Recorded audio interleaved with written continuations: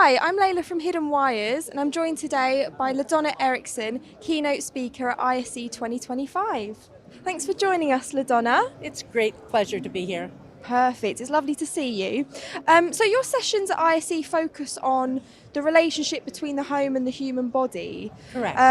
Could you kind of tell us a bit about your journey into that area? Oh, the journey is long. I actually started out as a teacher, Oh, and I okay. taught anatomy, physiology, and most of that was at the college level. How interesting. And I was also interested in design and construction, which was kind of a strange thing for me to be involved in. But I enjoyed it, and I started working in the design and construction industry toward the end of my career in teaching at the high school level. And Right. so then I started in design to begin with and kind of got pushed into construction by a customer, Okay. and then got more into accessible design. And then in the last, probably 4 or 5 years, I got into the whole field of lighting. And so I stayed in the design and construction field and then added the lighting to it. Wow, So, so quite a yes, rich and deep career then by the sounds of it. Lots has of been. learning along the way. So industry trends are suggesting that health and wellness are key to the future of residential design. I'm curious to hear what the full access home looks like in your eyes. Well, the fully accessible home, or the full access home, as we call it, is it's basically the same type of home.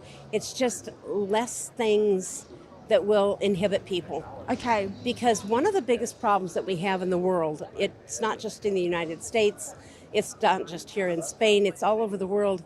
We have 1.3 billion people who have issues, who are disabled. And actually, that affects their entire body.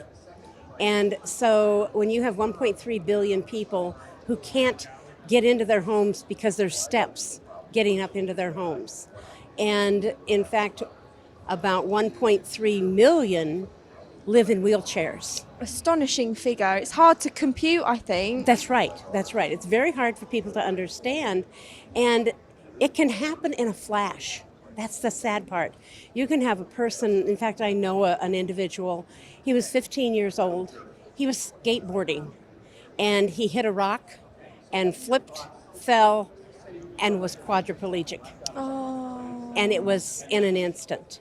And so it's not just people who are aging, and they talk about that all the time, that people who are aging need their homes so they can get around because they may be in a wheelchair, they may have a walker, and sure. they're infirmed and all these things. It's from birth on. It makes no difference. And so we need to see changes in people's homes so they're able to be full access, that they're functional. And I guess I like to call it a functional home more than anything. So a really important mission there. I think it's Yes. something we really do need to underscore at international shows like this. I guess off the back of that then, how do you see smart home professionals at shows like this and on the day-to-day dealing with the assisted living challenge effectively? They just have to think differently. They have to Okay. think outside the box. And that's the important part. And we need to train the contractors, the designers, the architects, the structural engineers, everyone in the construction industry and the lighting industry to think in just a little bit different way. Because, and I always laugh about the fact that, and I always say, contractors are those people who say, this is the way we've always done it. Well, in writing my book on history of construction, yes, it is the way they've always done it because it's post and lintel. It doesn't make any difference.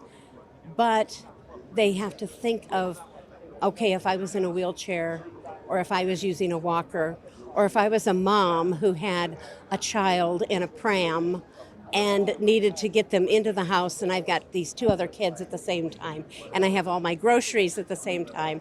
How do I open the door, get the child in, and I have to go up 3 steps? And those are the things that need to be thought about. For sure.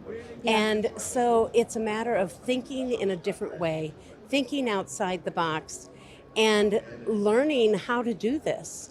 And actually, that's what the company that I started and have two partners that we are running the company now, the Construction Education Consortium. It's a group of minds, and we have more and more people that we are working with, and we're training them how to think outside the box and how to build houses so they work for people. Yeah, so it starts from the ground up, fostering that understanding, empathy, and just, dynamic response to changing needs in the home. That's right. Yeah. That's right. Well, LaDonna, it's been amazing speaking to you. I'm so glad we got the chance to catch up at ISE. Enjoy what's left of the show. And have a great rest of your day. Great. Thank you very much.